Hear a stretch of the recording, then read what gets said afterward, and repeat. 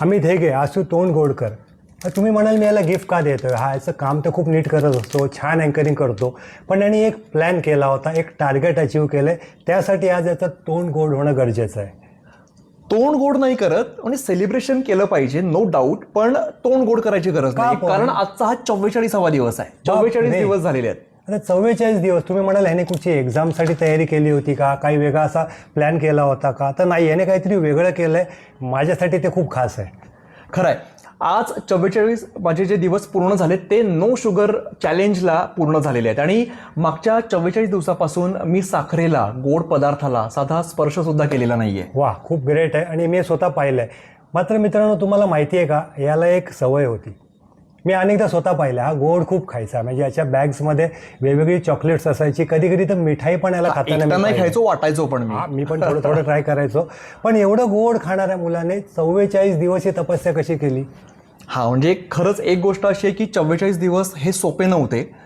हे मिशन आता संपलेलं नाहीये, हे सुरूच ठेवायचंय मला. पण 44 दिवसातला एक्सपिरियन्स तो तुफान आहे, जबरदस्त आहे मंडळी. म्हणजे मला स्वतःला वाटलं नव्हतं, मी असाच एक ट्रायल म्हणून एक आठवडाभर साखर कमी करून बघू असं ठरवलेलं होतं, पण ते पूर्ण बंद करून आता इतके दिवस पूर्ण झालेले आहेत. आम्ही अनेकदा लोकही मला विचारतात, सुरुवात ते करतात, एखादा प्रण घेतात, मग 3, 4, 5 दिवसांनी त्रास होतो. तूही काम करतोस, ट्रॅव्हल करतोस, कसं टॅकल केलंस हे? कठीण आहे. म्हणजे मला जबरदस्त एक्सपिरियन्स आले. म्हणजे साखर बंद केल्याच्या पहिल्या दिवशी आपल्यामध्ये जोश असतो, आपण ठरवलेलं असतं की साखर बंद करायची आहे, मी खाणार नाही, 4 लोकांना सांगितलेलं असतं. पहिला दिवस छान गेला, दुसरा दिवस बरा गेला, तिसऱ्या दिवशी जरा जरा आठवण यायला लागली, अरे थोडंसं गोड खाऊया. पण 4थ्या दिवसापासून जे काय झालं ते मित्रांनो सांगणार, म्हणजे सांगताना पण मला असं वाटतं की हिशोबाने मी कसं काय केलं. कारण 3ऱ्या-4थ्या दिवसापासून मला जबरदस्त क्रेविंग सुरू झाले. मला काहीही करून गोड खायचंच होतं आणि त्यावेळेला असं झालं की अरे नाही, आपण 2 दिवस हे पाळलेलं आहे, 3रा-4था दिवस आहे, नको खायला. 4था दिवस व्यवस्थित गेला. पण मंडळी 5व्या दिवसापासून पुन्हा एकदा म्हणजे ज्याची कल्पनाही केली नव्हती अशा गोष्टी सुरू झाल्या. म्हणजे लिटरली मूड बदलायला लागले. म्हणजे काय, म्हणजे चांगले की वाईट? नाही, राग यायला लागला. ओके. गोड खायचंय हे जरी मनानं ठरवलं की आपण गोड नाही खाणार आहोत, तरी सुद्धा नॅचरली माझ्या बॉडीला सवय नाहीये की मी गोड बंद केलेलं आहे आणि बॉडी आपली लगेच रिॲक्ट करते. पहिले 2 दिवस मस्त गेले, 3रा दिवस ठीकठाक गेला, पण 4थ्या-5व्या दिवशी क्रेविंग सुरू झाले आणि मग चिडचिड व्हायला लागली. अचानक असं वाटलं की माझी एनर्जी जाते, विकनेस आला की काय मला. गरज असते शुगरची ना. हां, तर तसं जाणवायला लागलं आणि त्यानंतर मात्र मग असं मनात विचारायला लागला की अरे खरंच आपण योग्य केलंय का अयोग्य केलंय. ठीक आहे, झाले 4 दिवस, परत गोड खायला सुरुवात करू. त्यामुळे ते पहिले 5 दिवस खतरनाक गेले. त्याच्यामध्ये तू काय केलंस याचे टिप्स लोकांना आवडेल, काय अनेक जण आपल्यासारखी काम करत असतात. बरोबर आहे. 5व्या-6व्या दिवशी कोणाला असा त्रास व्हायला नको आणि झाला, ओव्हरकम कसं करायचं? तर 5वा दिवस खूप महत्त्वाचा आहे. खरं तर 3 किंवा 4थ्या-5व्या दिवशी असे क्रेविंग्स होणं खूप स्वाभाविक आहे. कारण मंडळी आपण वर्षानुवर्ष आपण गोड नुसतं खात नाही तर आपण सेलिब्रेट करत असतो. बघ ना रोहन, आपण कोणताही सण असेल, काही असेल, आता तू मला सेलिब्रेट करायला गोड आणून दिलंस, चॉकलेट आणून दिलंस.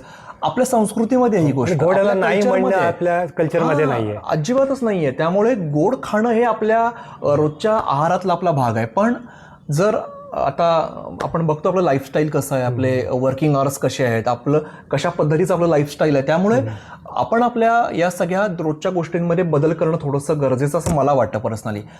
झालं असं की गोड बंद करावं असं काही मला झालेलं नव्हतं की काहीतरी झालं म्हणून आपण गोड बंद करू. पण माझ्या लक्षात आलं, जसं तू मगाशी म्हणालास, माझ्या बॅगमध्ये कायम मंडळी चॉकलेट असायची.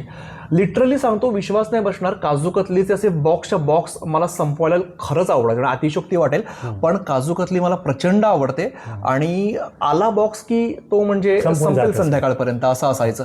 त्यामुळे मला जाणवलं की अरे खूप होतं आपलं गोड खाणं. जाता येता चहा होतो आपला, चहा सगळ्यात महत्त्वाचा, आपण विसरलो त्याबद्दल बोलायला. 2 ते 3 कप दिवसाला चहा, त्यातून शुगर जाते जास्तच. मला तर प्रत्येक बुलेटिनच्या आधी असं वाटतं की अरे चहा घेऊन जाऊ मस्तपैकी.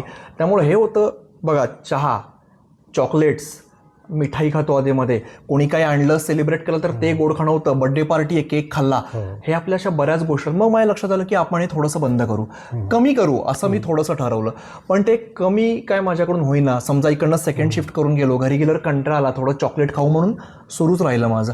मग असं झालं की एकाएकी मी ठरवलं की यावर्षी आपण पण करायचा की नाही म्हणजे नाही, आणि मग ते मी पूर्ण बंद केलं. आणि जो तू प्रश्न विचारलास तो फार महत्त्वाचा आहे की 5व्या दिवसानंतर करायचं काय, तर त्या टिप्स काय, टिप्स वगैरे काही नाही, खूप सोपा फंडा मला यामध्ये सापडला. मी काय करतो की जर मला गोड खावंसं वाटलंच, आपल्याला लागते शुगर, आपल्याला एनर्जी लागते, तर मी फळं खातो. ओके, माझ्या बॅगमध्ये तर जशी पूर्वी चॉकलेट दिसायची, आता तुला ॲपल्स दिसतील. चांगलं आहे. तर ते आहे. त्यानंतर ड्रायफ्रुट्स मी कॅरी करतो बऱ्याचदा, ते बॅगमध्ये ठेवायचे, कधी अगदीच वाटलं तर आपण ते खाऊ शकतो. पण ह्यात पण एक मजा आहे, पहिले 15 दिवस अशा पद्धतीचं गोड खायचं क्रेविंग व्हायचं, गोड पदार्थाची आठवण येणं व्हायचं. पण त्यानंतर 15 दिवसानंतर मला ते सुद्धा बंद झालं. आता फ्रुट्स खायचीच आहेत म्हणून मी फ्रुट्स खातोय, गोड खावंसं वाटलं म्हणून मी फ्रुट्स खात नाही. पण यातली एक महत्त्वाची टीप अशी होती की गोड खावंसं वाटलं, फ्रुट्स कॅरी करा. हे सगळ्या टिप्स ना तुम्ही माझ्या व्हिडिओतून ऐकल्या असतील, पण एक प्रॅक्टिकल आपल्यासमोर आहे आणि आपल्याच एका खास व्यक्तीचं काय झालेला त्रास, त्याच्यातून ओव्हरकम कसं झाला आहे तर लोकांनी ऐकलं. पॉझिटिव्ह चेंजेस काय झाले, म्हणजे शुगर कमी केल्यावरती ब्लडची शुगर लेवल कमी होते, फॅट्स कमी होतात, ठीक आहे, पण यातलं तुला काहीच नव्हतं. ह्याच्याने चांगला फायदा काय झाला आणि तो लोकांना सांग, कारण ते सुद्धा करणार आहेत हा व्हिडिओ बघितल्यावर. नक्की मी चॅलेंज करतोय प्रेक्षकांना तुम्हाला की नो शुगर तुम्हाला पण फॉलो करायचं आहे आणि तुम्ही हा व्हिडिओ त्यांना शेअर करायचा आहे ज्यांना तुम्हाला चॅलेंज करायचं आहे. तर तुझा जो प्रश्न होता त्या संदर्भात मी सांगतो की शुगर बंद करणं हे खरंच आहे आपल्यासमोर चॅलेंज, म्हणजे ते सोपं नाही आहे, हे मला अनुभवातून कळलेलं आहे. पण मंडळी, आपल्याला जर त्याचे रिझल्ट्स हवे असतील तर हे मी सांगण्यापेक्षा हे फील करण्यावरती असतं, ते तुम्ही अनुभवणं गरजेचं आहे. काय काय अनुभवले थोडक्यात सांगतो. सगळ्यात महत्त्वाचा अनुभव, आपण ना जेव्हा गोड खातो झटकन आपल्याला एनर्जी येते. आता मला उलटं होतं आहे की जर मी गोड नाही खात आहे तर माझी एनर्जी बॅलन्स होते दिवसभर. आधी काय व्हायचं की साखरेने एनर्जी झटकन वाढायची, ती झटकन कमी पण यायची. पण आता असं होत नाही, ती एनर्जी मला बॅलन्स होते. हा माझा पर्सनल अनुभव आहे, कदाचित तुम्हाला पण यापेक्षा वेगळा अनुभव येऊ शकेल. पण मला असं वाटतं की दिवसभर आपली एनर्जी चांगलं टिकणं हे मला यात सगळ्यात मोठा एक फायदा जाणवला.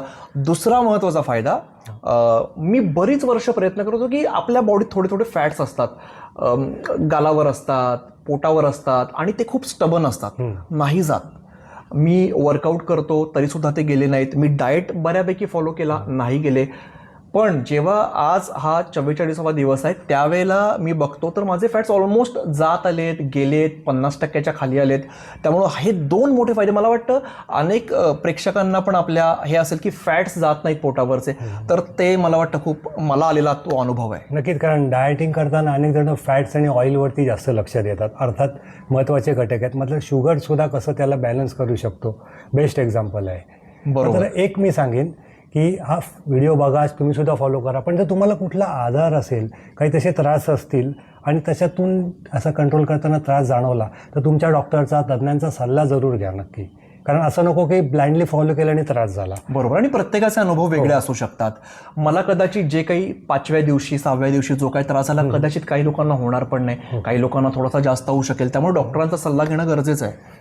यस, पण अमित, मला नक्की आवडलं की तू हे 44 दिवसपर्यंत केसला. याच्यामुळे एक गोष्ट लक्षात येते की हा काही स्पोर्ट्समन नाही आहे, हा काही असं प्रोफेशनल बॉडी बिल्डर नाही आहे. खेळाडू तर करतात कारण त्यांना एक टार्गेट असतं. आपण करायला घाबरतो, का घाबरतो?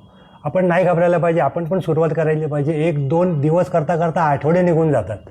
मला खूप इम्प्रेस झालो आहे मी. रोहन, पण एक गोष्ट अशी की तू जे मला चॉकलेट दिलंस ते मला नको आहे, मला आता डार्क चॉकलेट हवं आहे तुझ्याकडून. चालेल, मी एकदम डार्क चॉकलेट ज्याच्यात 0 शुगर असेल. आणि हा एक ऑप्शन आहेत, एक टिप्स माझ्याकडून मी देतो की कुठे तुम्ही बाहेर असाल, प्रवासात असाल आणि समजा शुगर ड्रॉप झाली, कारण आपल्याला गोड खायची सवय असते, अचानक आपण पण करतो पण शरीराला तो एक्सेप्ट होत नाही, तेव्हा डार्क चॉकलेट, काही फळं, खजूर वगैरे त्यातल्या त्यात तुम्ही खाऊन ती शुगर लेवल मेंटेन करू शकता आणि परत दुसऱ्या दिवशीपासून आपला डाएट कंट्रोल सुरू करू शकतो आपण. नक्की. आणि रोहन, तुझ्यासुद्धा टिप्स मी कायम इंस्टाग्रामवरती न्यूज 18 मराठीच्या चॅनलवरती मी कायम फॉलो करत असतो, बघत असतो, जबरदस्त असतात. आणि आज मला तुझ्यासोबत हा अनुभव शेअर करताना मला पण छान वाटलं. मंडळी, तुम्हाला पण हा व्हिडिओ बघून काहीतरी मिळालं असेल, मोटिवेशन मिळालं असेल, कमेंटमध्ये नक्की सांगा की तुम्ही पण साखर बंद करताय का, किंवा जर केली असेल तर आजचा कितवा दिवस आहे. पुन्हा भेटू अशाच एका माहितीपूर्ण व्हिडिओमध्ये. तोपर्यंत बघत राहा न्यूज 18 मराठी.